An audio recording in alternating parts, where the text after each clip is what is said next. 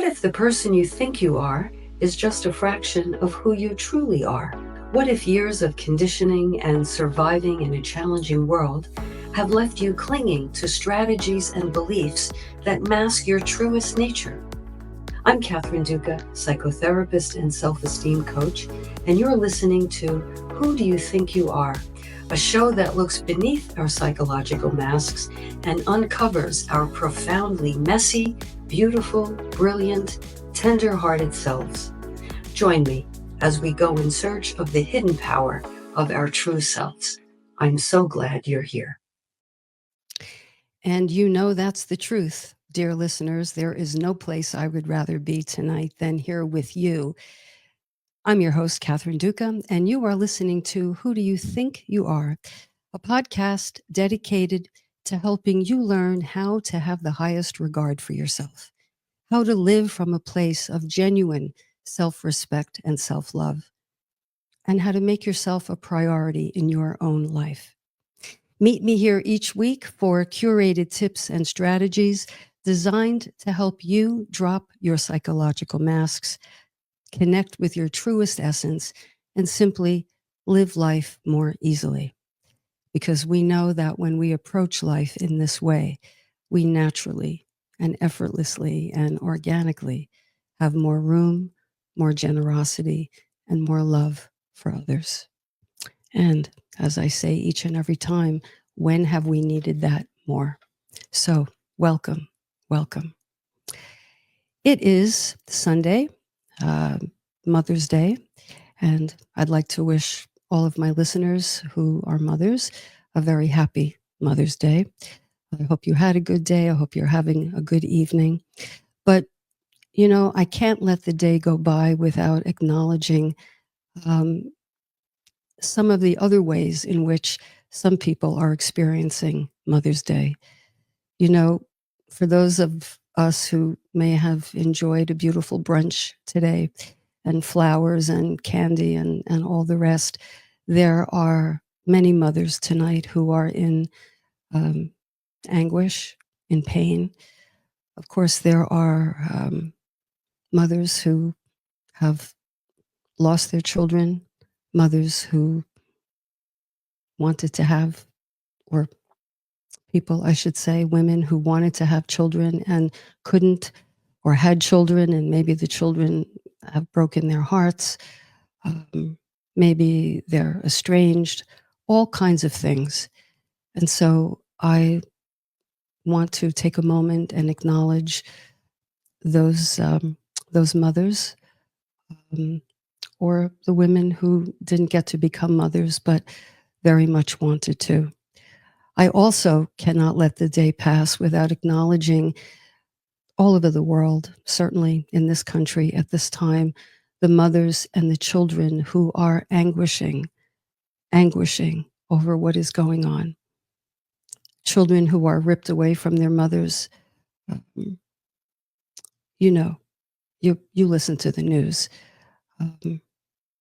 So, you know, I often talk about the different ways in which different people experience the same experience. So we tend to think that Mother's Day is the same rosy for everyone, but for the people I just mentioned, it is anything but. So please, if we can just look inward for a moment and turn our hearts and our open minds to people who are suffering on this day, let's do that, and let's hold them in the highest regard and deep within our hearts. And this goes for, you know, in a month or so, we have another holiday coming up, Father's Day, when we have Valentine's Day. You know, let's not get lost in our own experience, but let's always keep our consciousness open to others who are having a very different kind of day than the day we may be having. And I like to say that in order to really make a contribution to this planet, we need to be as clear-headed as possible. I think you'll agree with that. You know, if we're preoccupied, self-absorbed, if we have foggy notions, if we are confused, if we're, if we just don't have the clarity to step out of ourselves and join others on this planet to make a positive contribution, then we're in trouble, because avoidant, passive, hazy, foggy, self-absorbed minds don't do anything for anyone. So it is up to each of us to shoulder the responsibility for making this country and this planet better than it is. Better than it is. So it is to that end to cultivate inner clarity and greater self-awareness that I am going to turn to the topic at hand tonight. If you've been following along the past couple of episodes, you know that we've been talking about psychological masks. I love talking about this subject because I think at core, the masks we wear really account for a lot of the difficulties many of us encounter. What do I mean by that? Well, psychological masks are the costumes, if you will, the exterior that we show to the world. They're kind of polished and curated and perfected images. They're what we want people to think of us. So while we're projecting this polished image to the world, we're doing something else at the same time. We are hiding, concealing, suppressing, disowning other parts of ourselves, parts that we deem, parts that we judge to be unappealing, unattractive, parts that if anybody knew, they might reject us or, cast us aside. So we are very intent on looking one way to the world. And not that we don't inhabit those qualities, we do. But the purpose of this is to make sure we are seen in a certain way while we actively work to hide other parts of ourselves. And the biggest problem with this, of course, is that in that gap between what we show and what we really feel, in that gap is where we can feel like an imposter, like an actor, like we're not being genuine, we're not being true to who we are, we're not in alignment because we're not integrated. And life can start to feel like an uphill climb. And not only that, think about it. Think about closeness. Think about emotional intimacy in relationships. If we are walking around with this wide gap, how can people really get close to us? How can we really trust in ourselves and trust that people love us for who they are when we are working very diligently to not let them see deep aspects of who we are? So, to this end, we develop these personas, these layers of protection. And what happens? We walk around mask to mask. And when you think about it, it's really a wonder anything gets done. It's really a wonder that relationships survive with this dynamic in place, mask to mask. And as long as we walk around with these masks rigidly intact, I like to say hermetically sealed, then, we're not really in our right mind. We're in a curated mind, but not in our right mind. We're not connected to a higher power, because a higher power really, not that it can't get through, but we can't avail ourselves of the infinite wisdom and the infinite intelligence and the the unlimited and unbounded, like, I don't even know what to call it. I don't even have a word big enough. Spirit, the all of which each of us is a part. We can't avail ourselves of that. We can't connect with that with these impediments in our way.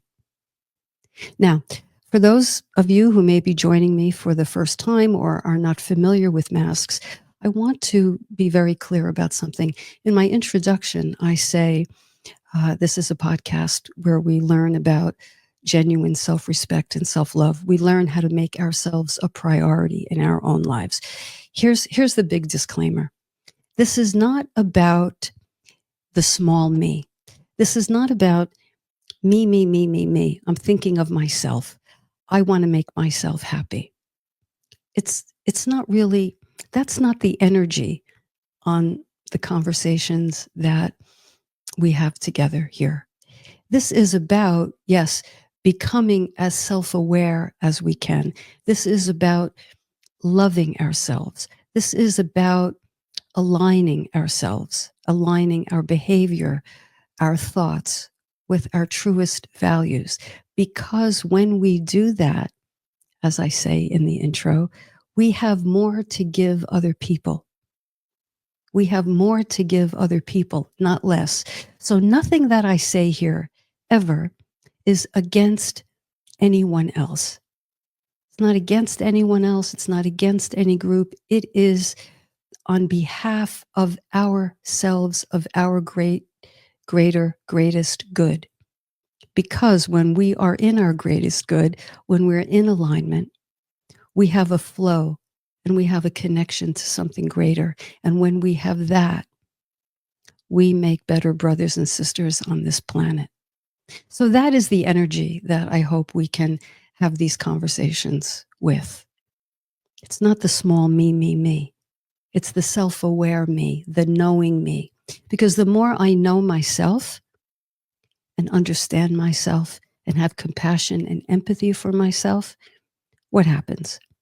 The more we have these things for other people. And that just happens naturally.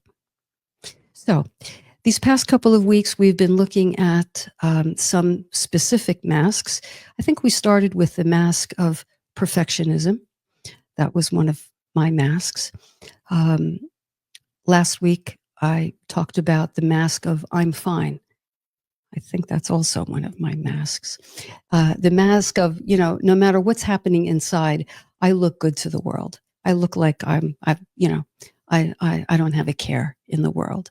I'm fine. I'm okay. Tonight's mask is, I think, a very interesting one. And actually, I think I have remnants of this one also. Masks are like that. We don't usually have just one. It's like being left-handed, right-handed. We might have a predominant mask, but we also have others as well. Plus, they overlap. So you may hear some similarities in the mask we're going to be talking about tonight with the masks I've been talking about. So tonight's mask is the mask of extreme self-reliance, also known as the mask of being overly competent. So the mask of extreme self-reliance and the mask of overcompetence. What is that? Well, the mask of overcompetence is the mask that looks to the world like, I've got everything handled. I know how to do things better than most. And that isn't necessarily arrogance. That's largely true. Wearers of this mask happen to be very adept, very expert at handling all kinds of things, logistical things, organizational things, strategic things. They really are masters at it. So they really do things better than most. The problem is, and you may ask, well, what's wrong with that? Well, nothing. Nothing's wrong with being competent. Nothing's wrong with being,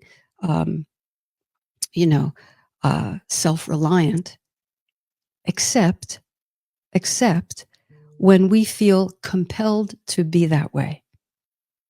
What do I mean by that? Well, when we feel we have to be a certain way most of the time in order to get through life and be liked or loved or to get approval or acceptance, that's a compulsion. There isn't much choice there. It's, I have to be this way. And whenever we think to ourselves, I have to do or be anything, the question that you may want to follow up with is, or else what? Or else what? So, with regard to this mask, the inner dialogue is, I have to be this way or else I'll be rejected. I have to be this way or else something negative, something threatening will happen. Now, how do certain people get to be this way? What are the factors at play that will cause a person to adopt this particular mask? As we've been talking these past few weeks, certain circumstances, certain family dynamics cause us to adopt certain specific masks. So why this one and not that one predominantly? Well, there are reasons. Now, the mask of extreme self-reliance, and I emphasize extreme, has a link to the past. Don't most things. And adults who find themselves overly or extremely self-reliant, or another word might be self-contained, it's quite possible that these adults, as children, didn't get certain emotional needs met. Their need for guidance, their need for nurturance, their need for protection went unmet. So imagine either yourself as a child, or perhaps you know someone who uses this mask, or perhaps you're in a relationship, or you're related to someone who uses this mask. Here's a little bit of information as to what may have gone on with that person way back when. So if as a child these needs weren't met, that's easy to understand how the child might feel like something very fundamental is missing from the parent or the caregiver. Now, children cannot tolerate, this is an important fact, children can't tolerate, simply because it's too threatening, the idea that their parents are flawed. Now, as adults, we can look back and think that, but children just don't have the luxury of thinking that their parents are flawed. They work with whatever the parent hands them, however the parent behaves. And children who wear this mask likely had parents who were compromised in some way. How? Well, they may have been emotionally unavailable. They may have been emotionally ill. They may have had an actual illness. They may have been abusive, extremely distant, maybe even addicted. You see? So the child, the 7, 8, 9-year-old, grows up with an understanding, but not a conscious understanding, but an intuitive understanding that the parent or parents are not equipped to give them what they need, but they don't find fault with the parent. What they do instead is they appoint themselves, now this is of course unconscious, they appoint themselves their parents' parents.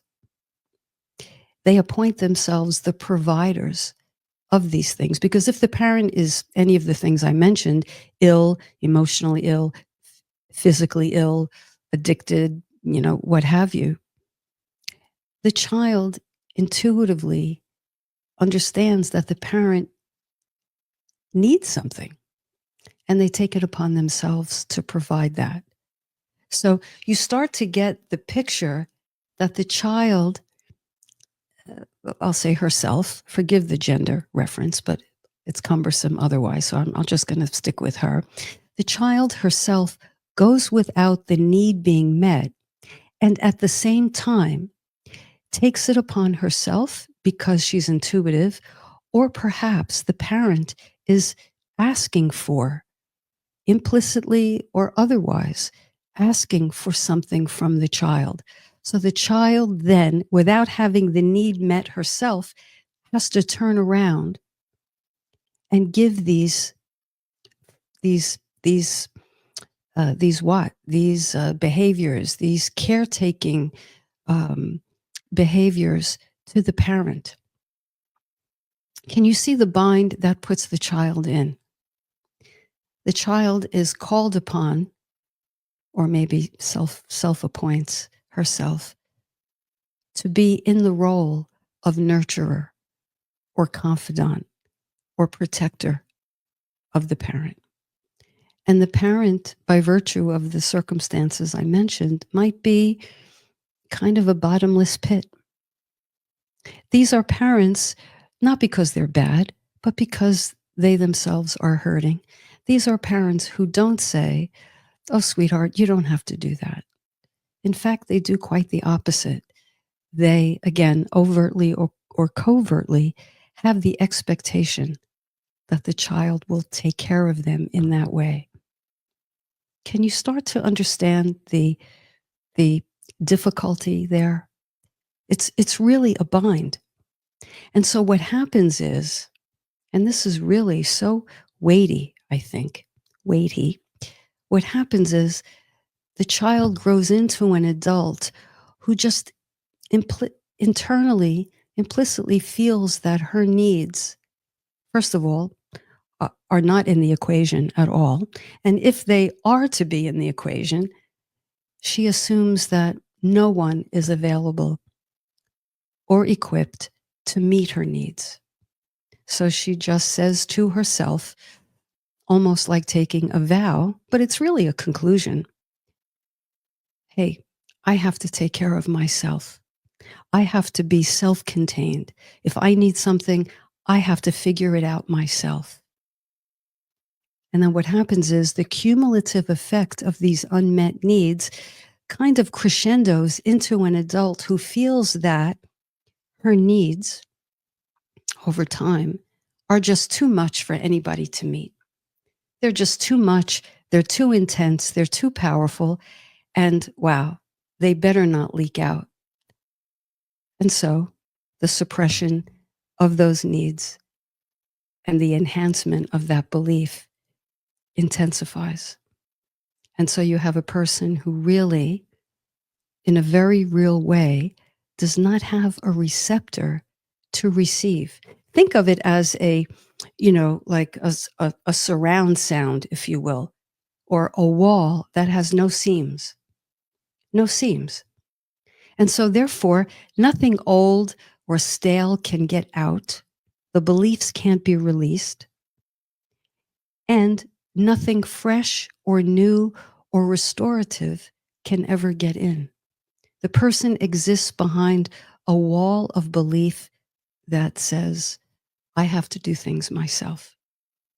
Now, the upside is these people make wonderful, because they're so competent, they make wonderful employees, business owners. They're self-propelled. People look to them and rely on them. And these people generally do very well in business pursuits, professional pursuits, because, for all the obvious reasons.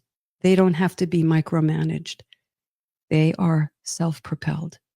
But you can start to feel the inner tension that builds. Now that person is in a relationship, say. That person is going to handle all the needs for the other person. And when the partner tries to give to them, what do you think happens? The overly competent, overly self-reliant person doesn't recognize the giver as giving. They just don't recognize it because they don't have a frame of reference for receiving, for accepting. But that doesn't mean they don't secretly, deeply yearn to be taken care of. This is the paradox of all paradoxes. Underneath that top layer of competence is a real longing and a real yearning. And you know what else? You know what else there is? There's an undercurrent of resentment. Because the way it looks from the inside is nobody gives me anything. When is it going to be my turn? I give everything to anyone and I don't ask for much. And then when these people do have a need that leaks out, if they feel disappointed, the disappointment feels epic. Why? Because what do they say to themselves or to their partners? I don't ask for much. The one time I ask for X, the one time I ask for a favor and you can't give it to me. You see, this is why. This just confirms the whole ball of wax. And the partner is left confused. So this couple might stay together forever, but you can easily begin to understand the dynamic and the frustration on both parts. Now, before I go to the chat, I see there's a number of comments. I just want to say that the beautiful thing is that these overly competent people are secretly and maybe closeted, beautiful, tender-hearted people. They are so loving and so giving, and deep, deep down have such tender hearts. But those tender hearts are, of course, guarded. It's like the Tootsie Roll center with that outer shell. You know, it's too risky. It's too risky to be vulnerable. And not only is it too risky, most of the time, wearers of this mask are not aware. They're not consciously aware. They may be unconscious, but they're not consciously aware that they have these needs. And so they're estranged from themselves. They're estranged from their inner longing. You know, it reminds me of the planes at Newark Airport lately. It's like there's no communication. The radar is dark. And so without that radar, inner radar, we can't communicate with ourselves.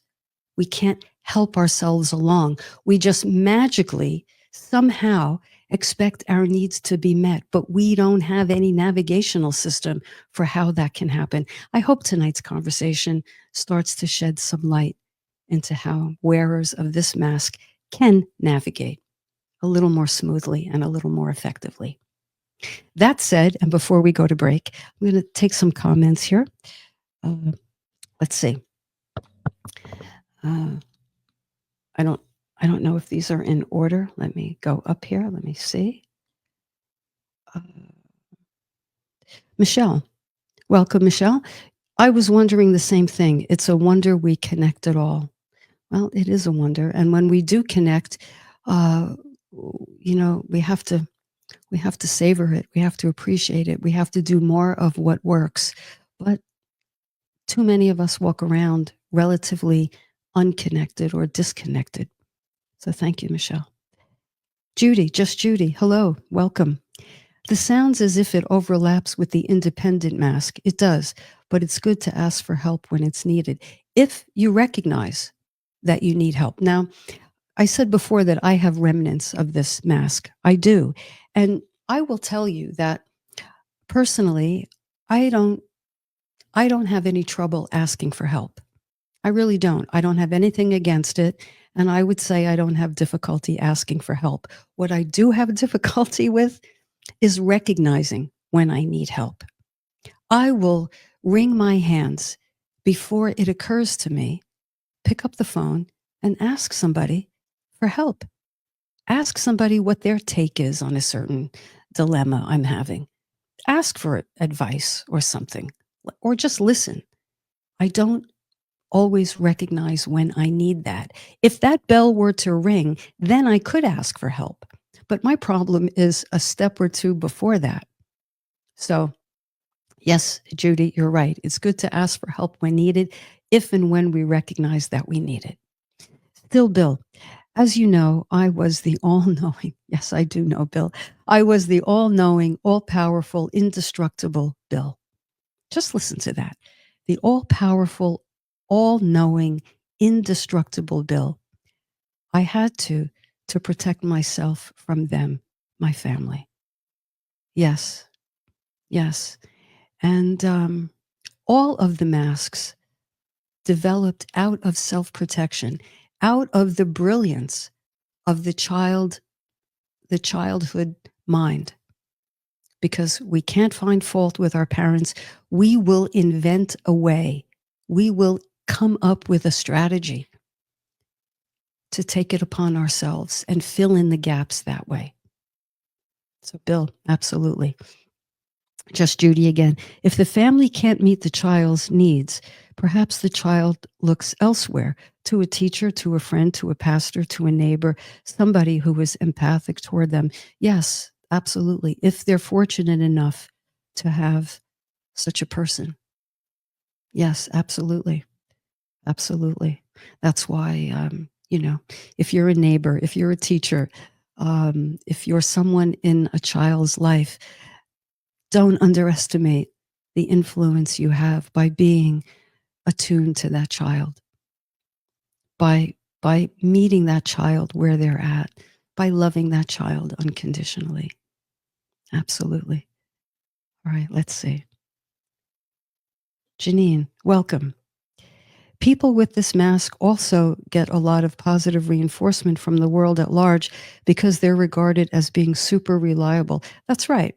That's right. And I think not only does every mask, Janine, but I would say every quality, just about every quality. I can't speak to the quality of, not I can't speak, I can't agree that a quality like cruelty or revenge or sadistic impulses, I can't say that about those qualities, but every other quality has a dual purpose and can be used for a positive outcome or for, I'll say, a negative outcome. So yeah, as I was saying before, these people are self-propelled and they are regarded very highly for their competence, and people rely on them, and that can be a wonderful thing. We need people in charge. Again, if the cost to the self is too high, if we keep this mask in place, A, because we don't even know we have it, but B, because if we know we have it, we don't know how to loosen it, then it's self-perpetuating. And wearers of this mask do another interesting thing. They put themselves in more and more intense positions. You know, the stakes get higher and higher. They take more and more on in order to have that positive reinforcement because they're hungry for acknowledgement. And this is the only way. Let me say that again. This is the only way they know how to get it. So it is self-perpetuating. But, we all know the saying, when we know better, we do better. So I hope this part of the conversation has served to kind of get us all in the mindset to self-examine and ask ourselves, which mask am I wearing? What, how do I stay walled off from people? How do I stay relatively disconnected? Or I'm not so disconnected, but how can I connect more deeply? Well, we have to look to our personas and the facades. Okay? It must be so exhausting. Of course, it's exhausting. But again, the interesting thing, I could say this in 10 different ways. The wearer of this mask doesn't know why she's exhausted.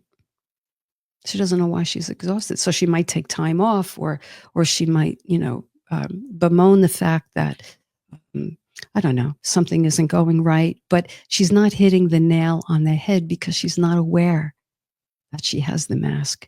And so the exhaustion has no relief valve. You see? Bill says, to put it mildly. Bill, you were kind of exhausted, I think, right? And sometimes, we run the course. The mask runs its course until we can't do it anymore. In fact, I'll say this and then I'll cut to a break. Most people come to talk to me in psychotherapy or coaching because their mask has given way They're probably too exhausted to keep it going. And the help that they come in here for, unwittingly, is the help to put their mask back in place. They think I'm going to help them. This is their tacit request. Help me be the person I was before, the overachiever, the overly in charge. I liked it that way. I liked it that way because that's all I knew. And anything that isn't that can feel very destabilizing. So people are initially a bit surprised when I do not help them do that.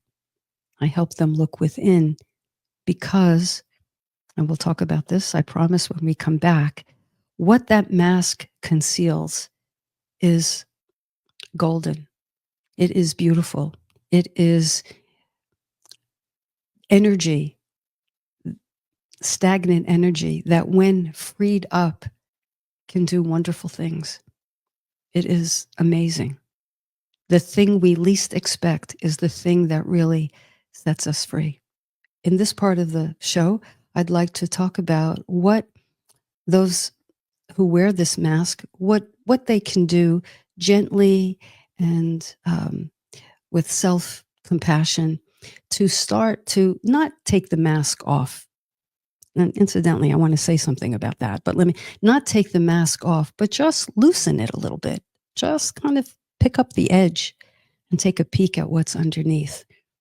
I want to say that the goal of dropping our masks isn't literally to drop the mask completely.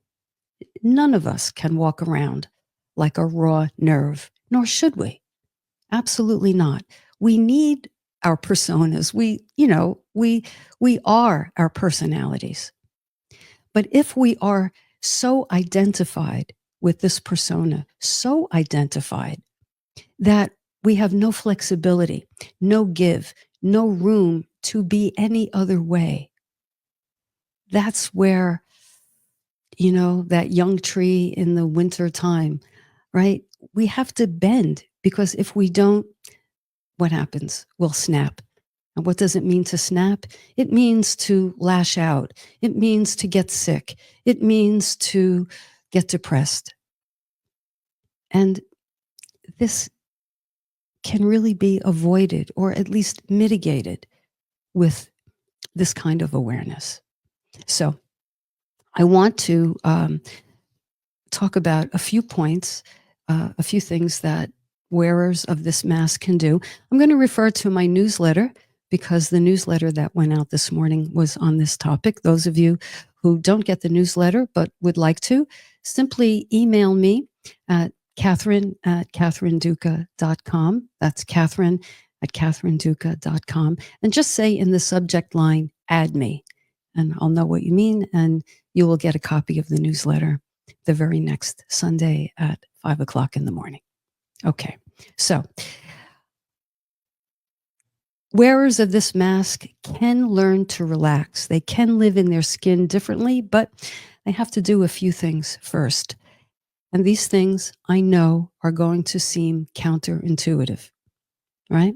If you find them so, just put in the chat, counterintuitive, Kathy, come on. But here's what has to happen. They have to first admit that they were emotionally alone as a child. Step one is to rewind those home movies, if you will, and look at yourself back then. Look at yourself as though you're watching a Netflix special, and look at that child and her circumstance. And if what I described earlier went on with you or someone you know, then the first thing that has to happen is the acknowledgement of, oh, wow, that child had to be the parent, the emotional parent. That child went without. What an ouch. What a profound hurt. Even though the child didn't feel it back then as such, looking back, we can easily understand that that's how a child would feel. And what we have to say is, I was that child. So we first have to admit that we were alone. back then. No one really likes this, but as you do it, you start to develop an understanding, and this is step 2, that you in fact craved. Yes, you needed your caregiver's love, guidance, protection. It's the anti-neediness of the adult mindset. It's like, the hard truth is, as a child, I did need someone to look out for me. I did need someone to protect me, to step in, to intervene, to talk to me about how I was feeling, to ask me questions, to brush my hair, to all the things. You have to acknowledge the need. Now, this is a double helix of tough stuff, because A, my young self needed those things, and B, I didn't get them. And how must that have made me feel back then? There's pain there. And so what we have to do is acknowledge the pain. Now, there's good news, semi-good news right now. The good news is, whatever we're afraid to feel,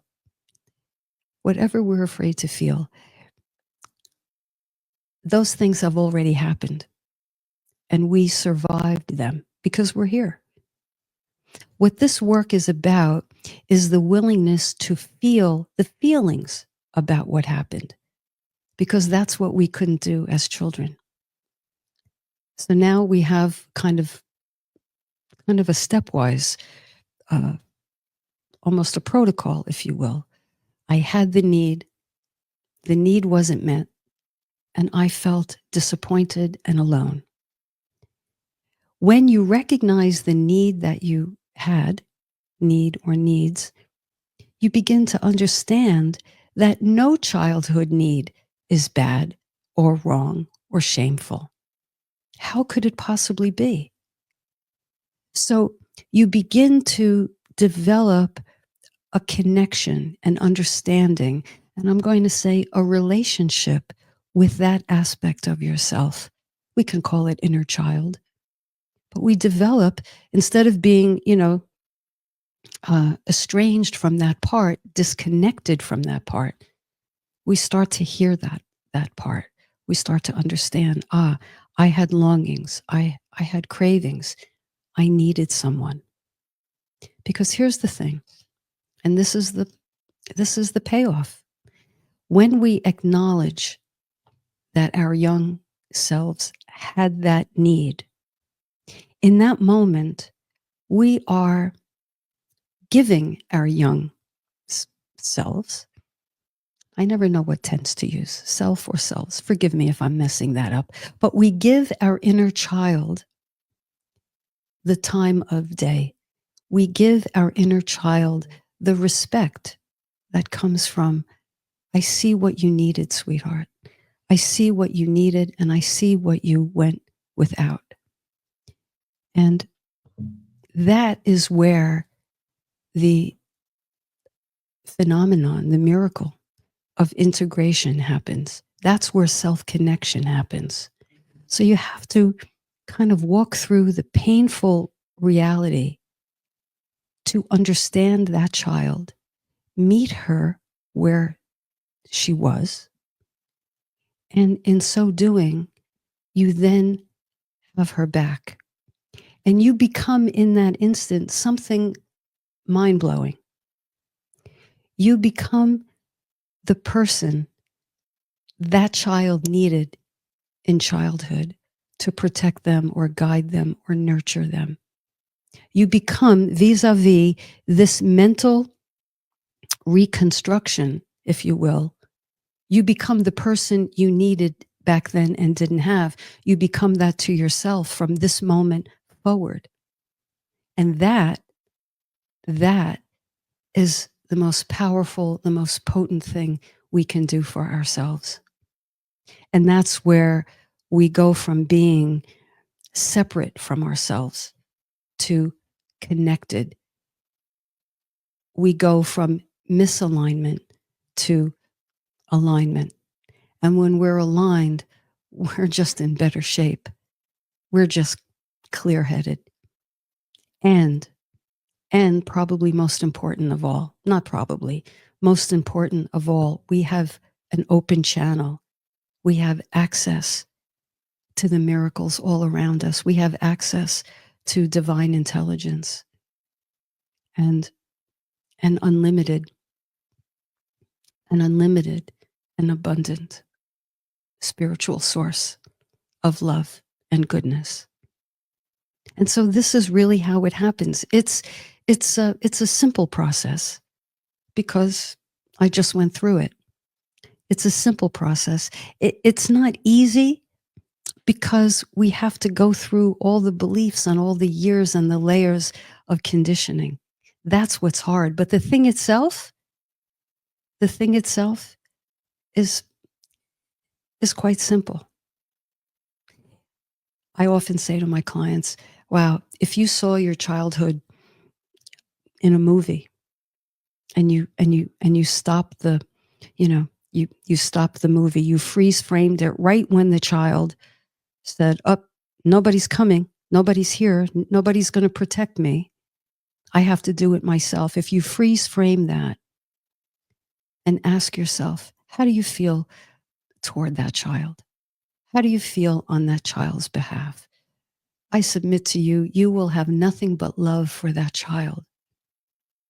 Then what you do is you sort of insert yourself as that child. I was that child. And I can handle the truth that she's carried this whole time. And that, dear listeners, that is a game changer. That is everything. That is really what I think healing is all about on a psychological level that then gives way to a spiritual healing. Right? We talk about be the peace you want to see, be the parent to yourself, be the friend to yourself, be the damn bodyguard to yourself that you were hungry for. And I'm going to tell you one other thing. Leandra, hi there. Good to see you all the way from Knoxville. I love to say that. I get such a kick out of saying that. Thank you for this process. I'm so excited to apply it to heal my inner child.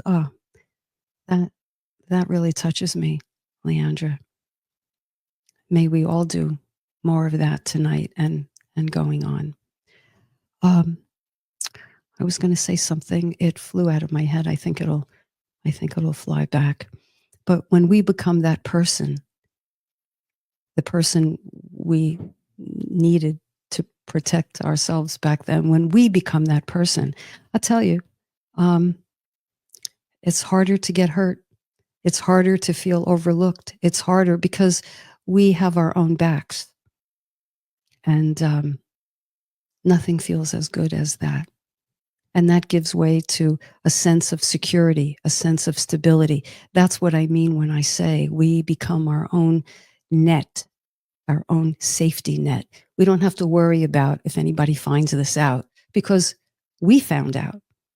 We don't want to be exposed because we can't handle the exposure, or so we think. But as Leandra so beautifully said, it's a process, and we can heal ourselves if we choose to embark on this process. And if we hold the consciousness that so many others have either yet to do this work or have begun to do this work or are somewhere along their own journey. Again, the compassion we afford to ourselves, we naturally afford to other people. And that's what healing is all about, I feel. So let's see, I think I got to everybody. Okay, Just Judy, I'm catching your comment here. For the first time, I understand why my 10-member family was unable to provide the nourishment, but I needed as a child. And Catherine, I thank you profoundly for that. Oh, Judy, you're welcome. For the first time, I understand why my 10-member family was able to provide the nourishment, but I needed it as a child. Can you hear that? Can you hear the opening in that?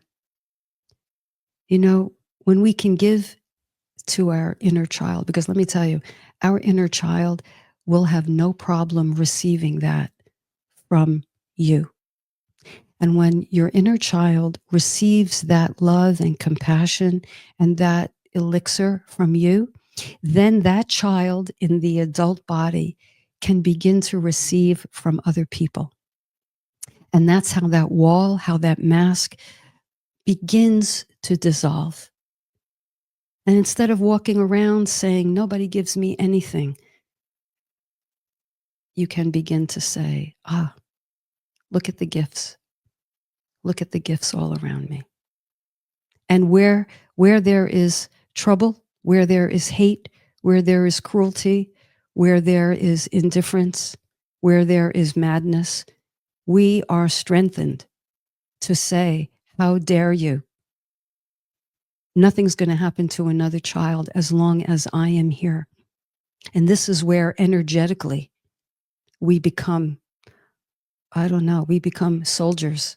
We become a stand for justice and for love in this world. So it's not pink paint, it's not Pepto-Bismol, it's not syrupy. It is sober, it is strong, it is relentless, it is do or die. And don't we need that right now? On Mother's Day, when there's so much anguish in the world. And that anguish is there on Father's Day and all these other holidays. Let's harness the goodness and trade the hallmark sentiment for righteous outrage and love channeled into rightful action. Friends, we need a new mind. And you're listening to New Thought Media. This is not an accident. We have to be new-minded. And it is with new information. Because with the old information, where are we going? Where are we going? Another year, another decade, same old thing. New information, new awareness makes for new people and renewed people and renewed hearts. Okay, let's do as Leandra is doing. Let's do as Judy is doing. Bill, Janine, Michelle, everyone on here tonight.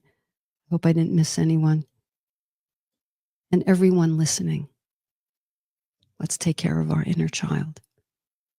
It's the best thing we can do, not only for ourselves, but for others. With that, I wish you well. I wish you peace. I wish you love. Next week, I will not be here in person.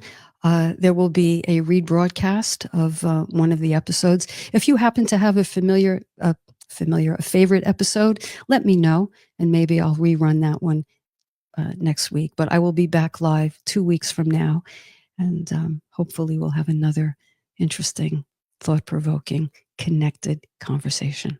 I'll take you all with me this week. I hope you do the same with one another and with me. All right, take good care. You've been listening to Who Do You Think You Are on New Thought Media Network. Be well and good night.